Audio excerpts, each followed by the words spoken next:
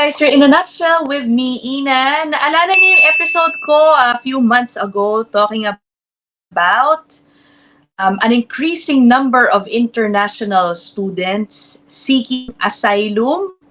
Okay? Maraming dahilan kung bakit nila ginagawa yan. So in 2024, nagtala ng record high number ng mga gumagawa niyan. Siyempre, ang nasa isip natin dahil dito sa paghihigpit ng gobyerno sa isyong yan, baka ma-discourage ang ilan na gamitin ang refugee program yan, para maka-extend ng stay dito sa Canada. Kasi sinabi ng mga taga-gobyerno, no, na kung hihigpitan na natin yan, we will crack down on those claiming asylum nang wala naman talagang sapat na dahilan para gawin yan, etc.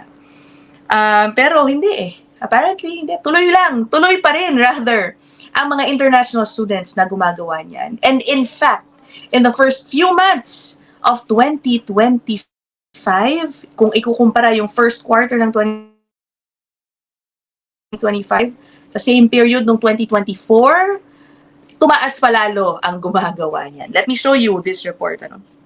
This is from businessstandard.com. Canada sees 5,500 foreign student asylum claims in 2025 at tumaas daw po yun ng 22% from 2024. Canada is witnessing, sabi dito, an unprecedented surge in international students seeking asylum.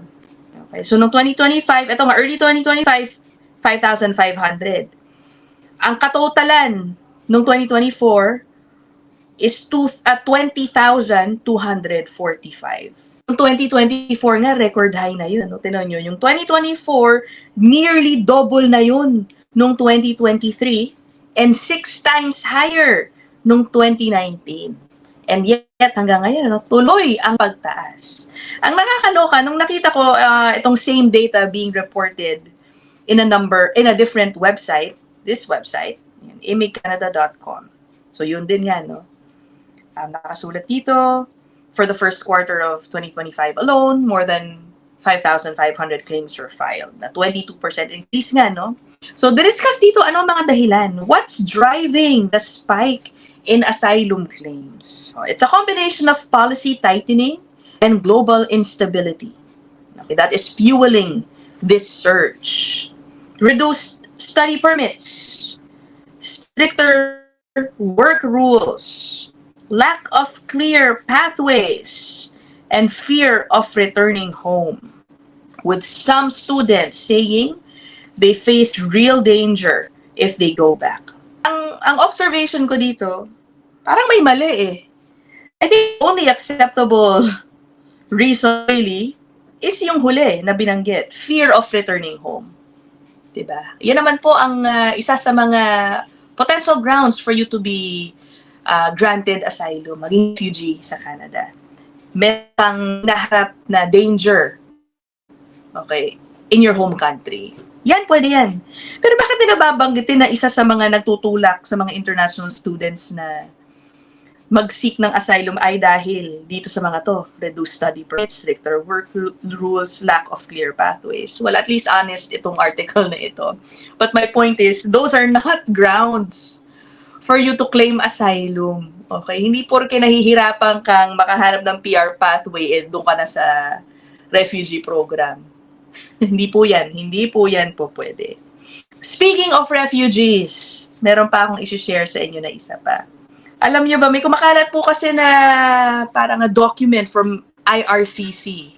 Okay, this has been shared on X, formerly Twitter, ano. Parang ano daw po ito, sinesend sa mga immigration officers. Yan, dear colleagues.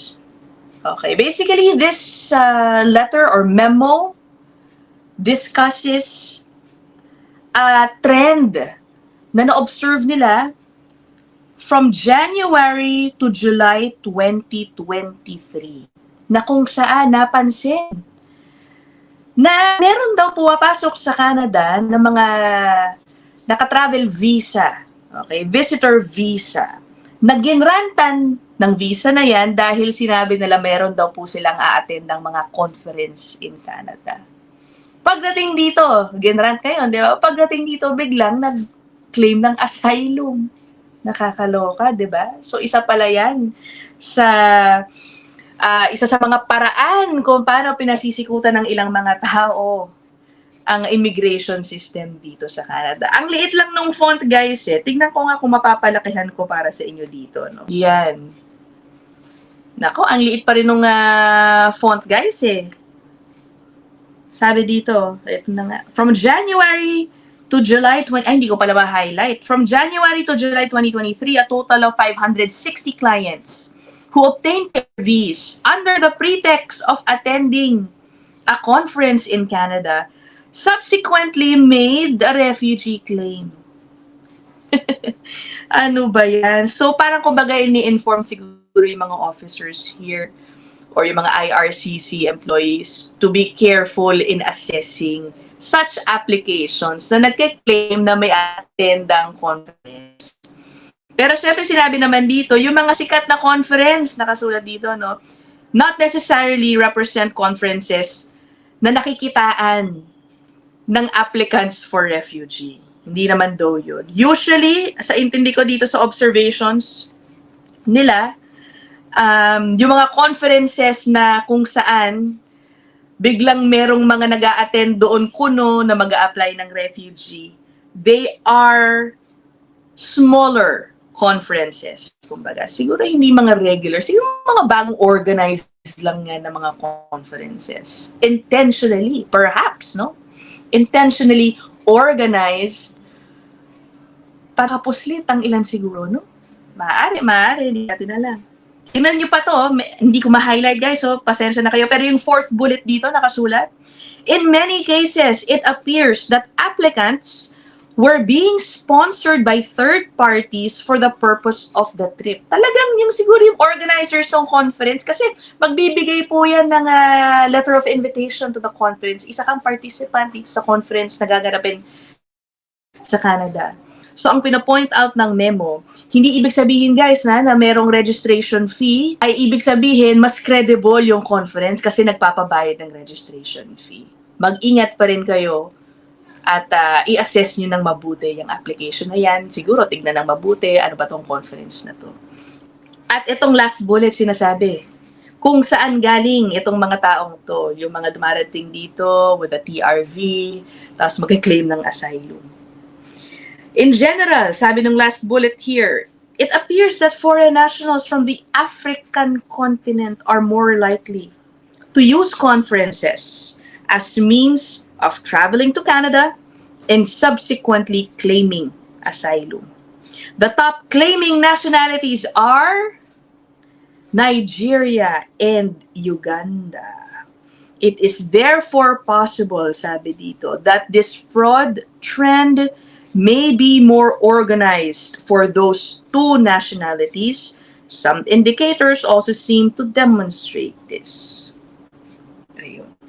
Okay? So, kita nyo, isa na ng mga natuklasang modus. Diba? Kawawa naman yung mga legitimate applicants from those two countries. Because of this, kasi na-identify Nigeria and Uganda. I won't be surprised na kapag may mag-a-apply from those countries, kahit legitimate, may red, kumbaga may alert sa kanila, double check nyo, no? Mas magiging stricto sa pag-assess ng kanilang mga applications. This, by the way, no, tulad nung nabanggit ko kanina, is being shared on X, formerly Twitter, by some RCICs. Yan, that I follow there. Yung mga regulated consultants in Canada. So nakikita niyo, no, ang dami talagang butas dito sa refugee system na ito. We'll see what Prime Minister Mark Carney will do about this.